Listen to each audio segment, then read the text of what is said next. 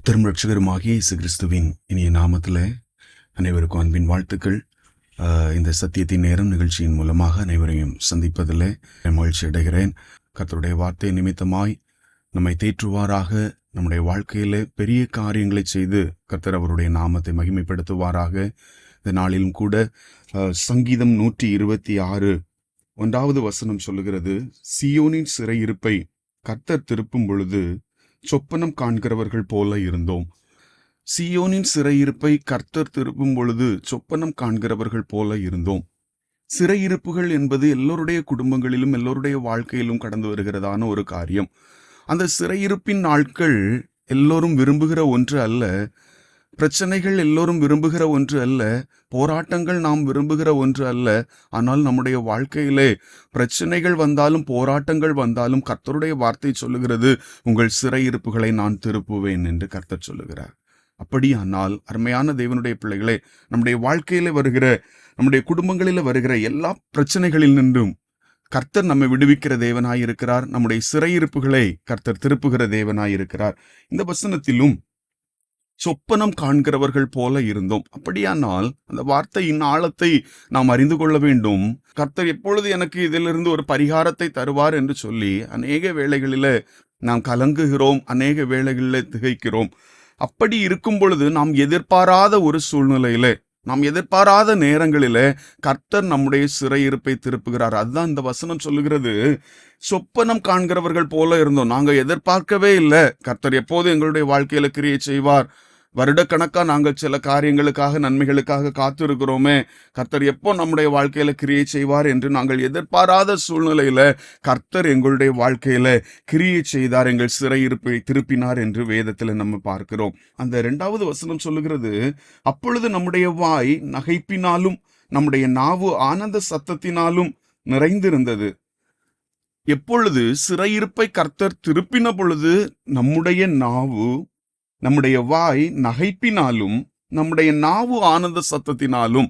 சிறையிருப்பின் நாட்களிலே அவர்களுடைய வாயிலே நகைப்பு இல்லை. சிறையிருப்பின் நாட்களிலே நமக்கு சந்தோஷம் இருக்காது.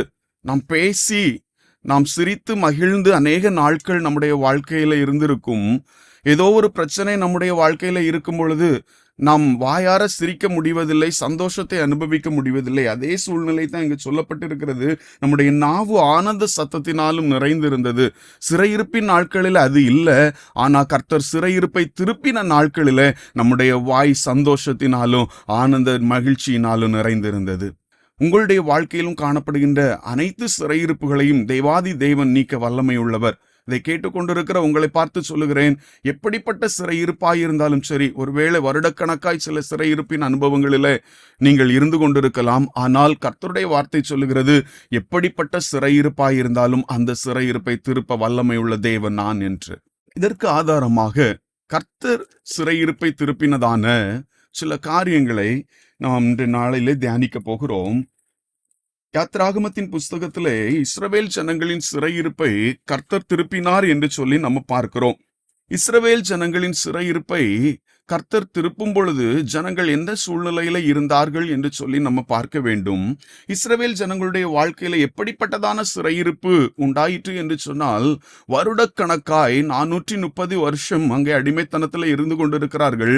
அவர்களுடைய சிறையிருப்பு மிகவும் கொடுமையானதாக இருந்தது. வேதத்துல நம்ம பார்க்கிறோம், யாத்ராகமம் 1வது அதிகாரம் 10வது வசனம் சொல்லுகிறது, அவர்கள் பெருகாதபடிக்கு. எப்படிப்பட்ட சிறையிருப்பு என்று சொல்லி பார்த்தால், ஜனங்கள் பெருகிவிடக்கூடாது, அவர்களை ஒடுக்க வேண்டும் என்று சொல்லி எகிப்தின் பார்வோன் செயல்பட்டு கொண்டிருக்கிறான். ஜனங்களை பெருக விடாதபடிக்கு, கர்த்தருடைய ஜனங்களை பெருக விடாதபடிக்கு சந்ததிகளுக்கு விரோதமாய் போராட்டம், பெரியதான காரியங்களை செய்து எப்படியாகிலும் இந்த ஜனங்களை ஒடுக்க வேண்டும் என்று சொல்லி அநேக காரியங்களை செய்கிறார்கள். அப்படியே 1வது அதிகாரம் 13வது வசனம் சொல்லுகிறது, அவர்களை கொடுமையாய் வேலை வாங்கினார்கள். 14வது வசனம் சொல்லுகிறது, அவர்கள் ஜீவனை கூட அவர்களுக்கு கசப்பாய் மாற்றினார்கள். அப்படிப்பட்டதான ஒரு சிறையிருப்பின் மத்தியிலே இந்த இஸ்ரவேல் ஜனங்கள் இருந்து கொண்டிருந்தார்கள். இந்த இஸ்ரவேல் ஜனங்கள் அப்படிப்பட்டதான சிறையிருப்பிலே வாழ்க்கையே வெறுப்பாய் தோன்றிற்று. அவர்களுடைய சிறையிருப்பு என்று மாறும் என்று சொல்லி அநேக வேளைகளிலே அவர்கள் நினைத்திருக்க கூடும். இப்பொழுது கர்த்தர் இறங்கினார் என்று சொல்லி வேத வசனம் நமக்கு சொல்லுகிறது. அவர்களுடைய கூக்குரலை கேட்டு யாத்ராகமம் 3வது அதிகாரம் 8வது வசனம் சொல்லுகிறது, அவர்களை நலமும் விசாலமுமான தேசத்தில் கொண்டு போய் சேர்க்கவும் இறங்கினேன் என்று கர்த்தர் சொல்லுகிறார். அப்படியானால் தேவனுடைய பிள்ளைகளை, கர்த்தர் ஒரு ஜனத்தின் சிறையிருப்பை திருப்பும் பொழுது கர்த்தரே நம்முடைய சிறையிருப்பை திருப்பும்படியாக அவர் கடந்து வருகிற தேவனாயிருக்கிறார். இன்றைய நாளிலும் இந்த வார்த்தையை கேட்டுக்கொண்டிருக்கிற உங்களை பார்த்து சொல்லுகிறேன், உங்களுடைய வாழ்க்கையில காணப்படுகின்ற சிறையிருப்புகளை நாம் அநேக வேளைகளில் மாற்றத்தக்கதாக அநேக மனிதர்களை நாடலாம், அநேகருடைய உதவிகளை நாம் எதிர்பார்க்கலாம். அப்படி அல்ல, கர்த்தர் சொல்லுகிறார், நானே கடந்து வந்து உன்னுடைய சிறையிருப்பை மாற்றி போடுவேன் என்று. அப்படியே கர்த்தர் நம்முடைய வாழ்க்கையில செய்வாராக. இங்கே இஸ்ரவேல் ஜனங்களுடைய வாழ்க்கையில அவர்களுடைய ஜீவனே கசப்பாய் தோன்றின சூழ்நிலையில கர்த்தர் கடந்து வந்து அவர்கள் சிறையிருப்பை மாற்றுவேன் என்று சொல்லுகிறார். ஒரு மோசேயை கர்த்தர் எழும்ப பண்ணுகிறார். இப்பொழுது கர்த்தர் சிறையிருப்பை திருப்பின விதம், அதற்காக கர்த்தர் செய்த காரியம் மிகவும் ஆச்சரியமான காரியம். கர்த்தருடைய கிருபையினால மோசே காக்கப்படுகிறார். அந்த இடத்துல எல்லா ஆண் பிள்ளைகளும் கொல்லப்பட வேண்டும் என்று சொல்லப்பட்ட பொழுது கர்த்தர் மோசேயை பாதுகாத்து ஒரு இரட்சகனாய் அவர்களுக்கு எழும்ப பண்ணினார். இப்பொழுது ஜனங்களை விடுவிக்கும்படியாக பார்வோன் இடத்திலே மோசேயை அனுப்புகிறார். பார்வோன் இடத்துல அனுப்பும் பொழுது கர்த்தர் சொல்லுகிறார், நீ பார்வோனுக்கு முன்பதாக போக வேண்டும் என்று சொல்லி பார்வோன் இடத்துல கர்த்தர் அனுப்பி இஸ்ரவேல் ஜனங்களுக்குள்ளாக ஒரு நம்பிக்கையை கர்த்தர் உண்டு பண்ணுகிறார். ஒரு நம்பிக்கை. வசனம் சொல்லுகிறது, இஸ்ரவேல் ஜனங்கள் கர்த்தரிடத்துல விசுவாசம் வைத்தார்கள் என்று சொல்லி சொல்லப்பட்டிருக்கிறது. எங்கள் சிறையிருப்பு மாறும், நாங்கள் விடுவிக்கப்படுவோம், நாங்கள் பாலும் தேனும் ஓடுகிற கானான் தேசத்துக்கு நாங்கள் செல்லுவோம் என்று சொல்லி புது நம்பிக்கை பிறந்தது. இந்த சூழ்நிலையில பார்வோன் இன்னும் அவர்கள் வேலையை கடுமையாக அதிகரிக்கிறார். அவர்களுக்கு இன்னும் நெருக்கத்தை கொடுக்கிறார். அவர்களுடைய வாழ்க்கையில இன்னும் அநேக துன்பங்களையும் பாடுகளையும் அனுமதிக்கிறார். இதை பார்த்து அவர்களுடைய வாழ்க்கையில மீண்டுமாய் ஒரு சோர்வு கடந்து வருகிறது.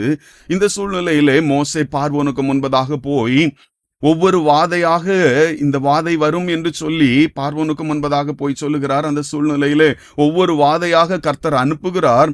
ஒவ்வொரு வாதை வரும் பொழுதும் பார்வோன் முதல்ல அமைதியா இருப்பாரு. அதுக்கப்புறம் மீண்டும் சொல்லுவாரு, அவருடைய இருதயத்தை கடினப்படுத்தி, நான் உங்களை போக விட மாட்டேன் என்று. அப்படியானால் இந்த இஸ்ரவேல் ஜனங்கள் ஒவ்வொரு வாதையும் வரும்பொழுது கர்த்தர் அனுப்பும் பொழுது நினைச்சிருப்பாங்க, இதை பார்த்து பார்வோன் எங்களை விட்டுருவாரு, எங்க சிறையிருப்பு மாறும், இந்த காரியத்துல எங்களுக்கு நாளைக்கு ஒரு ஜெயம் உண்டாகும், நாங்கள் எங்கள் தேசத்துக்கு போயிடுவோம் அப்படின்னு அநேக வேளைகள்ல நினைத்து கொண்டிருந்திருக்கலாம்.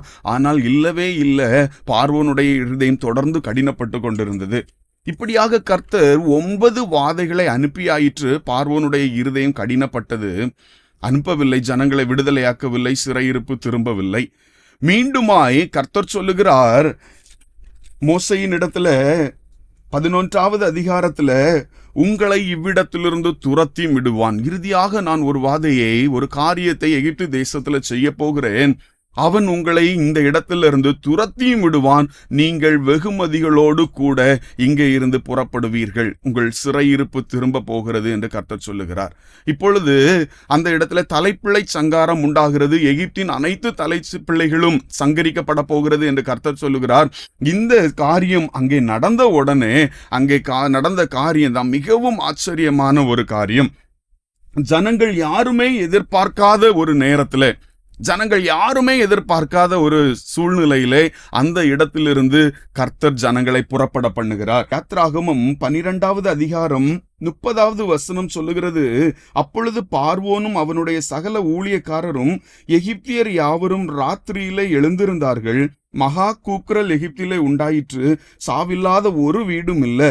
ராத்திரியிலே அவன் மோசேயையும் ஆரோனையும் அழைப்பித்து, ஒரு ராத்திரியிலே மகா சங்காரம் எகிப்து தேசத்துல உண்டாயிருக்கிறது. இந்த நேரத்துல பார்வோன் அது ராத்திரி வேளை என்று சொல்லி பார்க்கல, மோசேயை ஆரோனை அழைப்பித்து, இஸ்ரவேல் புத்திரரோடு நீங்க எழுந்து இந்த இடத்தை விட்டு புறப்பட்டு போங்கள் என்று சொல்லுகிறார். அப்படியானால் கர்த்தர் கர்த்தர் நம்முடைய சிறையிருப்பை திருப்பும் பொழுது கர்த்தர் நமக்காக கிரியை செய்கிறார். இப்போ அங்க நடக்கிற சம்பவம் என்ன தெரியுமா? இஸ்ரவேல் ஜனங்கள் யாருமே இந்த ராத்திரி வேளையில நமக்கு விடுதலை வரும், இப்போது நாம் விடுவிக்கப்பட்டு போவோம் என்று சொல்லி யாருமே நினைக்கல. ஏன் சொல்லுகிறேன் என்றால் 34வது வசனம் சொல்லுகிறது, பிசைந்த மா புளிக்கும் முன் ஜனங்கள் அதை பாத்திரத்துடனே தங்கள் வஸ்திரங்களில் கட்டி தங்கள் தோள்களின் மேல் எடுத்துக்கொண்டு போனார்கள். ஏன் என்று சொன்னால், அவர்கள் இன்றைக்கு நாம் விடுவிக்கப்படுவோம் என்று எந்த எதிர்பார்ப்பும் அவர்களுக்கு இல்லை, எந்த நம்பிக்கையும் இல்லை. ஏனென்றால் 9 முறையும் வாதிகளை அனுப்பியும் பார்வோனுடைய இருதயம் கடினப்பட்டதே, இப்பொழுது மட்டும் பார்வோன் எங்களை விடுவிப்பார் என்று சொல்லி அவர்களால் நம்ப முடியவில்லை. அவர்கள் ஆகையினால அந்த வசனத்தின் பின்னணி சொல்லுகிறது, அவர்கள் அடுத்த நாள் தங்களுடைய உணவிற்காக எல்லாவற்றையும் ஆயத்தப்படுத்தி இருந்தார்கள். அடுத்த நாளிலே அவர்கள் போஷிக்கப்படுவதற்கு தேவையான மாவுகளை எல்லாம் ஆயத்தப்படுத்தி இருந்தார்கள். அந்த மா புளிக்கும் முன்னே, வசனம் தெளிவாய் சொல்லுகிறது, அந்த மா புளிக்கும் முன்னே அவர்கள் அதை வஸ்திரங்களிலே அந்த பாத்திரங்களோடு வைத்து கட்டி தோள்களின் மேல சுமந்து கொண்டு போனார்கள். மேலும் சொல்லப்பட்டிருக்கிறது, கீழே உள்ள வசனங்கள் 39வது வசனம் சொல்லுகிறது, அவர்கள் எகிப்தில் தரிக்க கூடாமல் துரத்தி விடப்பட்டதினால் அது புளியாதிருந்தது, அவர்கள் தங்களுக்கு வழிக்கென்று ஒன்றும் ஆயத்தம் பண்ணவில்லை. அவர்கள் தங்கள் வழிக்கென்று ஒண்ணுமே ஆயத்தம் பண்ணல. வசனம் தெளிவாய் சொல்லுகிறது. அப்படியானால் அவர்கள் எதிர்பாராத ஒரு நேரத்துல, அவர்கள் எதிர்பாராத ஒரு சூழ்நிலையில கர்த்தர் அவர்களுடைய சிறையிருப்பை திருப்பினார்.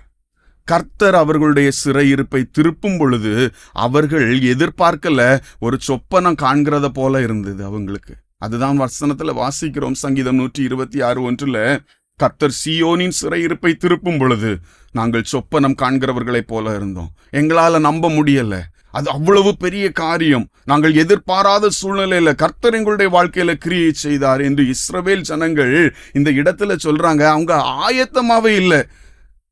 இப்போது உலக பிரகாரமாய் நாம் பார்க்கும் பொழுது ஒரு தூர இடத்திற்கு நாம் பிரயாணப்பட்டு போனால் அதற்குரிய ஆயத்தங்களை அதற்கு முந்தின நாட்களிலே எல்லாம் செய்து ஆயத்தப்பட்டு வைத்திருப்போம், அதற்குரிய உணவுகளை எடுத்துக்கொள்ளுவோம். ஆனா இந்த இடத்துல பார்க்கும்போது அவர்கள் இன்னைக்கு நம்ம விடுவிக்கப்படுவோம் என்று சொல்லி எந்த காரியத்தை எந்த சூழ்நிலையிலும் அவர்கள் நினைத்து பார்க்காத ஒரு காரியத்தை கர்த்தர் அவர்களுடைய வாழ்க்கையிலே செய்தார். கர்த்தர் நம்முடைய வாழ்க்கையிலே செய்கிற காரியம், கர்த்தர் நம்முடைய வாழ்க்கையிலே செய்கிற காரியம் அது மிகவும் ஆச்சரியமாயிருக்கும். அது மிகவும் ஆச்சரியமாயிருக்கும். நீங்கள் எதிர்பாராத வேளையில, நீங்கள் எதிர்பாராத சூழ்நிலையில கர்த்தர் எல்லாவற்றையும் நேர்த்தியாய் செய்து முடிக்கிற தேவனாயிருக்கிறார். கர்த்தர் பெரிய காரியங்களை செய்தார், இது நிமித்தம் மகிழ்ந்திருக்கிறோம். சங்கீதம் 126:3 வசனம், அதே சங்கீதம் 126:3 சொல்லுகிறது, கர்த்தர் நமக்கு பெரிய காரியங்களை செய்தார், இது நிமித்தம் நாம் மகிழ்ந்திருக்கிறோம். அப்படியே நம்முடைய வாழ்க்கையில கர்த்தர் பெரிய காரியங்களை செய்து நம்மை மகிழ செய்வாராக. சிறையிருப்பு என்பது எல்லோருடைய வாழ்க்கையிலும் ஒரே ஒன்று போல இருப்பதில்லை. கடன் என்கிற சிறையிருப்பு இருக்கும், வியாதி என்கிற சிறையிருப்பு இருக்கும், குடும்ப பாரம், அநேக பிரச்சனைகள், எல்லா சிறையிருப்பு, அநேக விதமான பலவிதமான சிறையிருப்புகள் நம்முடைய வாழ்க்கையில இருக்கும்.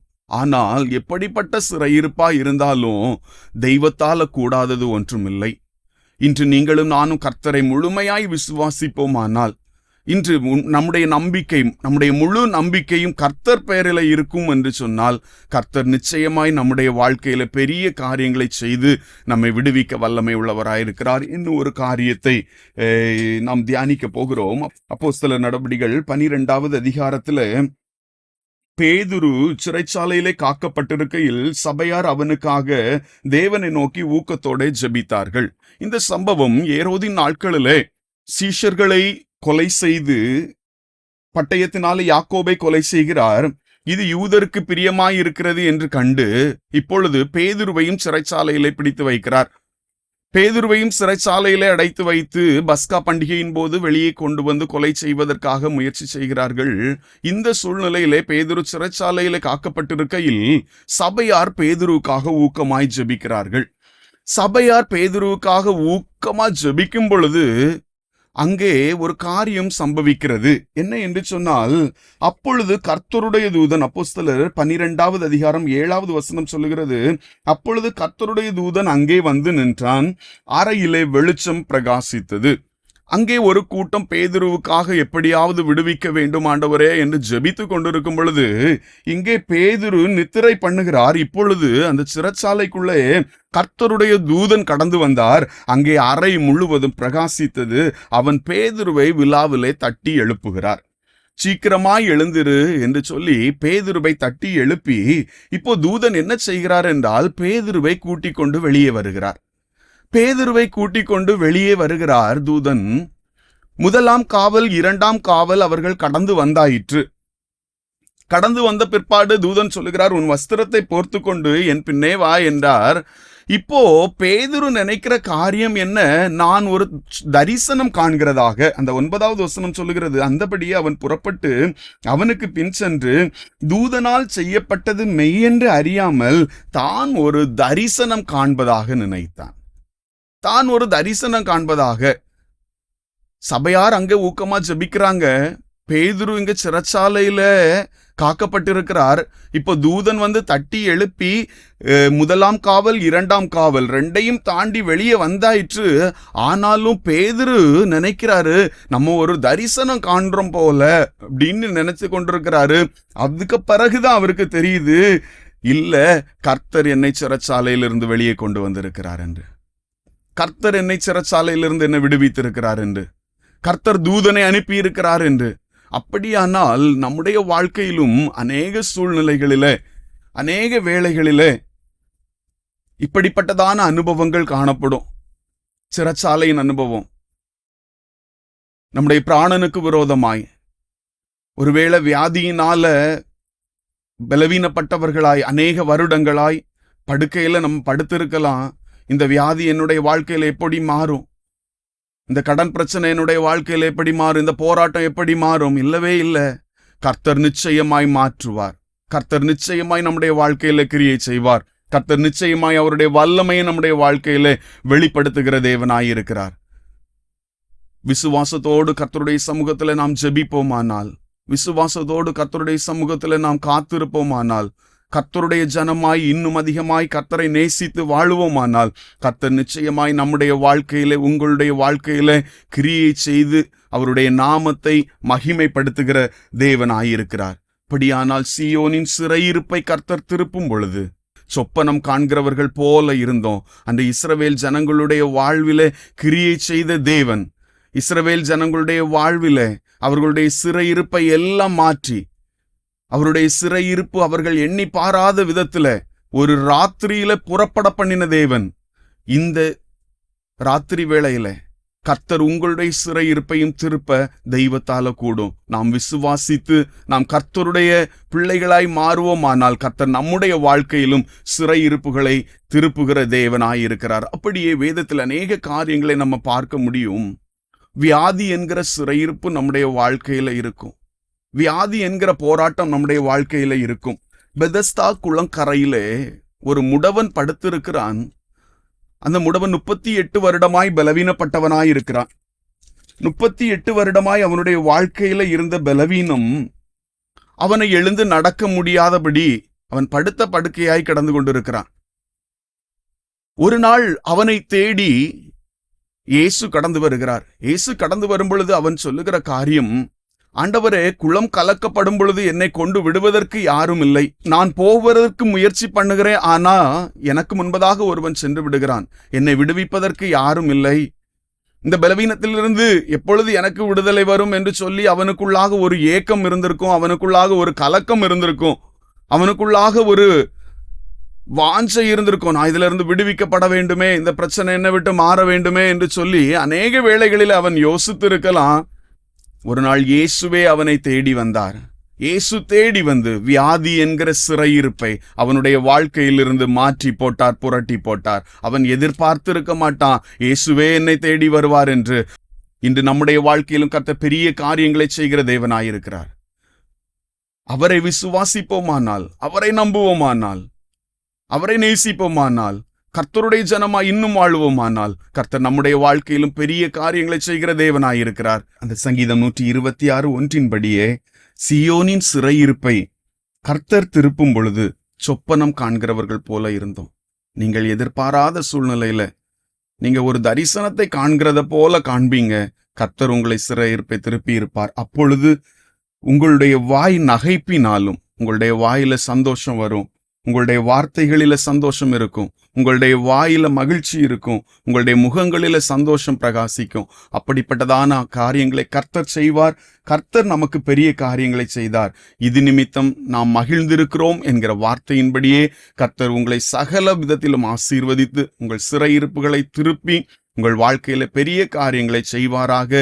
இயேசுவின் நாமத்துல உங்களை ஒரு விசை கூட வாழ்த்துகிறோம். நாம் ஜெபிக்கலாம். அன்பின் பரலோக பிதாவே, ஆசீர்வதிக்கப்பட்டதான இந்த வேளைக்காய் உம்மை நன்றியோடு துதிக்கிறோம், ஸ்தோத்தரிக்கிறோம் ஆண்டவரே. கர்த்தாவே, நாங்கள் தியானித்த வசனத்துக்கு நேராய் எங்களுடைய சிந்தைகளையும் எங்கள் இருதயங்களையும் திருப்புகிறோம். இந்த டிவி மூலமாக இந்த வார்த்தையை கேட்டுக்கொண்டிருக்கிற ஒவ்வொரு பிள்ளைகளுடைய வாழ்க்கையிலும் காணப்படுகின்ற எல்லா சிறையிருப்புகளையும் பரலோகத்தின் தேவன் நீர் திருப்புவீராக. பிள்ளைகள் அநேக காரியங்களை குறித்து வேதனையோடு கலக்கப்பட்டு கொண்டிருக்கலாம், அநேக காரியங்களின் நிமித்தமாய் புலம்பிக் கொண்டிருக்கலாம். என்று இந்த சிறையிருப்பு எங்களுடைய வாழ்க்கையில மாறும், என்று இந்த வேதனை மாறும், என்று இந்த கண்ணீர் மாறும் என்று சொல்லி கலங்கி கொண்டிருக்கிற ஒவ்வொரு பிள்ளைகளுக்காக நாங்கள் செபிக்கிறோம் ஆண்டவரே. உம்முடைய வல்லமை உள்ள கரம் பிள்ளைகள் இருக்கிற இடத்துல தொட்டு சுகப்படுத்தட்டும் ஆண்டவரே. எந்த சிறையிருப்பாய் இருந்தாலும் எங்கள் கர்த்தர் நீர் ஒரு வார்த்தை சொன்னால் போதுமே சிறையிருப்புகள் மாறும் என்று சொல்லி பார்க்கிறோம் ஆண்டவரே. அந்த தேவன் ஜீவனுள்ள தேவன், வல்லமையாய் வெளிப்பட்டு பிள்ளைகளுடைய வாழ்க்கையில கிரியை செய்வீராக. இந்த வார்த்தையை கேட்ட ஒவ்வொரு பிள்ளைகளுடைய வாழ்க்கையிலும் கர்த்தர் பெரிய காரியங்களை செய்வீராக. சீயோனின் சிறையிருப்பை திருப்பும் பொழுது சொப்பனம் காண்கிறவர்கள் போல இருந்தோம். அப்படியே பிள்ளைகள் எதிர்பாராத நேரத்துல கர்த்தர் ஒரு பெரிதான விடுதலையை கொடுத்து உம்முடைய நாமத்தை மகிமைப்படுத்துவீராக. இந்த வசனத்திலே நாங்கள் தியானித்தோம் ஆண்டவரே. அந்த இஸ்ரவேல் ஜனங்களின் சிறையிருப்பை கர்த்தர் திருப்பும் பொழுது அவர்கள் எதிர்பாராத ஒரு இரவில கர்த்தர் மாற்றி போட்டீர் அனைத்து காரியத்தையும். அதே போல பிள்ளைகளுடைய வாழ்க்கையில இந்த இரவில கர்த்தர் சில நன்மைகளையும் சில பாக்கியங்களையும் குடும்பங்களில கட்டளையிடுவீராக. கர்த்தர் பெரிய காரியங்களை செய்யுங்க ஆண்டவரே. அன்று பேதுரு சிறைச்சாலையிலே காக்கப்பட்டிருக்கையில் சபையாருடைய ஊக்கமான ஜெபம் சிறைச்சாலையில தூதனை கொண்டு வந்தது போல பேதுரு தரிசனம் காண்கிறதாக நினைத்தார் என்று சொல்லி நாங்கள் பார்த்தோம் ஆண்டவரே. அந்த தேவன் என்றும் ஜீவன் உள்ளவராயிருக்கிறேன். பிள்ளைகள் எந்த சூழ்நிலையில இருந்தாலும் பிள்ளைகளுடைய வாழ்க்கையில கர்த்தர் கிரியை செய்து உம்முடைய நாமத்தை மகிமைப்படுத்துவீராக. துதிக்கன மகிமையெல்லாம் உமக்கே செலுத்துகிறோம். இயேசு ரட்சகர் மூலம் ஜெபம் கேளும் ஜீவனுள்ள நல்ல பிதாவே, ஆமென். சிறைப்பட்டு போன சீயோன் குமாரத்தை எழுந்திடு, உன்